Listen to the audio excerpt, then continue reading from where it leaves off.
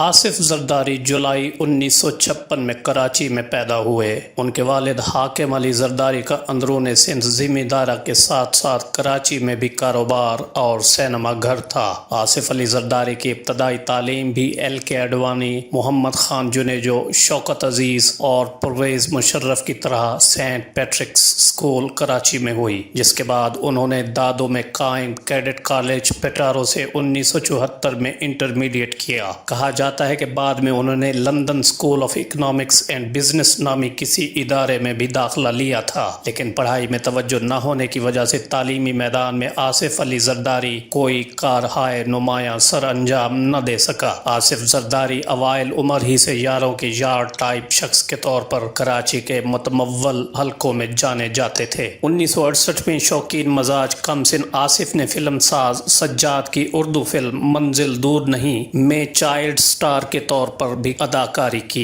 لیکن یہ ایک فلاپ فلم ثابت ہوئی۔ بعد میں آصف زرداری کو کراچی کے ایک مشہور سینما بمبینو سینما میں کام کرنے کا موقع ملا، اور اپنے فلمی رجحان کے سبب اس میدان میں آصف زرداری نے نام کمایا اور ٹکٹ کلرک کے عہدے تک ترقی حاصل کر لی۔ سن 60 اور 70 کی دہائی میں جب فلم انڈسٹری عروج پر تھی تو عموماً ٹکٹ کلرک سینما کی ٹکٹیں بلیک میں فروخت کرتے تھے، سو آصف علی زرداری نے بھی یہ کام خوب کیا اور خوب دولت کمائی۔ بمبینو سینما کا مالک شیخ کاشف امتیاز نامی ایک بزنس مین تھا، جس کے جعلی دستخطوں سے جعلی دستاویزات تیار کر کے آصف زرداری اور اس کے والد حاکم زرداری نے بمبینو سینما پر قبضہ کر لیا۔ آصف زرداری پولو اور گھوڑ سواری کی شوقین تھے اور ان کی پولو ٹیم زرداری 4 کے نام سے جانی جاتی تھی۔ آصف زرداری کے اس زمانے کے ایک ساتھی کے بقول آصف ایک دل والا شخص تھا۔ بقول اس کے ایک مرتبہ کراچی کے مضافات میں ہم لوگ ہارس رائڈنگ کر رہے تھے کہ ہمارے گروپ میں شامل ایک جرمن سفارتکار کی بیٹی کا گھوڑا دلدل میں دھنس گیا۔ اس صورتحال میں کوئی آگے نہیں بڑھا، لیکن آصف دلدل میں اتر گیا اور پہلے لڑکی کو بچایا، پھر گھوڑے کو نکالا۔ اس زمانے میں کھلنڈرا آصف اپنے پرائیویٹ ڈسکو تھیک کے سبب بھی خوب جانا جاتا تھا۔ سیاست سے آصف علی زرداری کا سن 80 کے وسط تک دور دور تک واسطہ نہیں تھا۔ بس ایک سراغ یہ ملتا ہے کہ 1985 کے غیر جماعتی انتخابات میں آصف علی زرداری نے بھی نواب شاہ میں صوبائی اسمبلی کی ایک نشست سے کاغذات نامزدگی جمع کرائے تھے، مگر یہ کاغذات واپس لے لیے گئے۔ اسی زمانے میں آصف علی زرداری نے وزیر اعلیٰ غوث علی شاہ کے ایک وزیر سید کوڑل شاہ کے مشورے سے کنسٹرکشن کے کاروبار میں بھی ہاتھ ڈالا، لیکن اس شعبے میں آصف زرداری صرف 2-2.5 برس ہی متحرک رہے۔ 1987 آصف زرداری کے لیے سب سے فیصلہ کن سال تھا، جب ان کی سوتیلی والدہ ٹمی بخاری اور بیگم نصرت بھٹو نے بے نظیر بھٹو کے ساتھ آصف کا رشتہ طے کیا۔ 18 دسمبر 1987 کو ہونے والی یہ شادی کراچی کی یادگار تقریبات میں شمار ہوتی ہے، جس کا استقبالیہ امیر ترین علاقے کلفٹن کے ساتھ ساتھ غریب ترین علاقے لیاری کے ککری گراؤنڈ میں بھی منعقد ہوا، اور عمرہ کے شانہ بشانہ ہزاروں عام لوگوں نے بھی شرکت کی۔ ذوالفقار علی بھٹو کی پھانسی کے بعد بے نظیر بھٹو اور ان کے لاکھوں سیاسی پرستاروں کے لیے یہ پہلی بڑی خوشی تھی۔ 1988 میں جب بے نظیر بھٹو برسر اقتدار آئیں تو آصف زرداری بھی وزیر اعظم ہاؤس میں منتقل ہو گئے اور ان کی سیاسی زندگی باضابطہ طور پر شروع ہو گئی۔ 1990 میں بے نظیر حکومت کی برطرفی کے بعد ہونے والے انتخابات میں وہ رکن قومی اسمبلی بنے۔ 1993 میں وہ نگران وزیر اعظم میر بلخشیر مزاری کی کابینہ میں وزیر بنے، پھر بے نظیر بھٹو کے دوسرے دور میں رکن قومی اسمبلی اور وزیر ماحولیات اور سرمایہ کاری رہے۔ وہ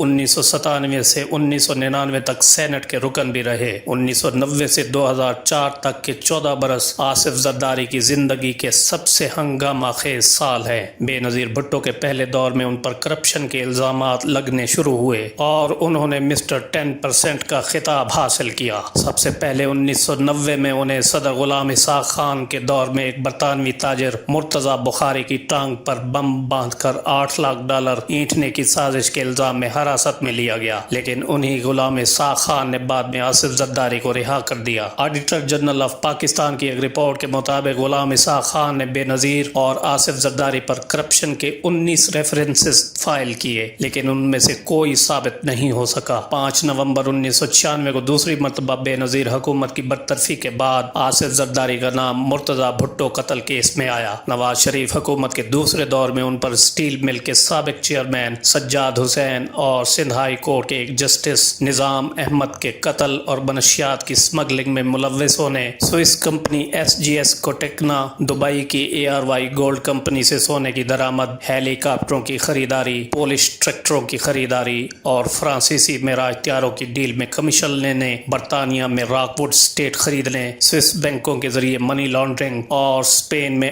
آئل فار فوڈ اسکینڈل سمیت متعدد کیسز بنائے گئے۔ اس طرح کی فہرستیں بھی جاری ہوئیں کہ آصف زرداری نے حیدرآباد، نواب شاہ اور کراچی میں کئی ہزار ایکڑ قیمتی زرعی اور کمرشل اراضی خریدی، 6 شوگر ملوں میں حصص لیے، برطانیہ میں 9، امریکہ میں 9، بیلجیم اور فرانس میں 2 اور دبئی میں کئی پروجیکٹس میں مختلف ناموں سے سرمایہ کاری کی، جبکہ اپنی پراسرار دولت کو چھپانے کے لیے سمندر پار کوئی 24 آف شور کمپنیاں تشکیل دیں۔ غلام اسحاق خان سے لے کر نواز شریف اور پرویز مشرف تک کی حکومتوں نے اندرون و بیرون ملک ان الزامات، ریفرنسز اور مقدمات کو آگے بڑھانے کے لیے ایک خطیر رقم خرچ کی۔ آصف زرداری تقریباً ملا کر 11 برس جیل میں رہے۔ جیل میں بھی آصف زرداری مرکز توجہ رہے، کیونکہ انہوں نے قیدیوں کی فلاح و بہبود کے لیے کئی کام کیے، جن میں کھانے اور کپڑوں کی تقسیم اور نادار قیدیوں کی ضمانت کے لیے رقم کا بندوبست بھی شامل رہا۔ دوران قید ان پر جسمانی تشدد بھی ہوا، لیکن کوئی نتیجہ نہیں نکلا۔ قید کے دوران انہیں ذیابیطس اور کمر کے درد کی شکایت بھی پیدا ہوئی۔ 2005 میں آصف زرداری بیرون ملک چلے گئے اور سیاست سے الگ تھلگ خود کو دبئی اور نیو یارک تک محدود کر لیا۔ جب پرویز مشرف اور بے نظیر بھٹو کے مابین امریکہ،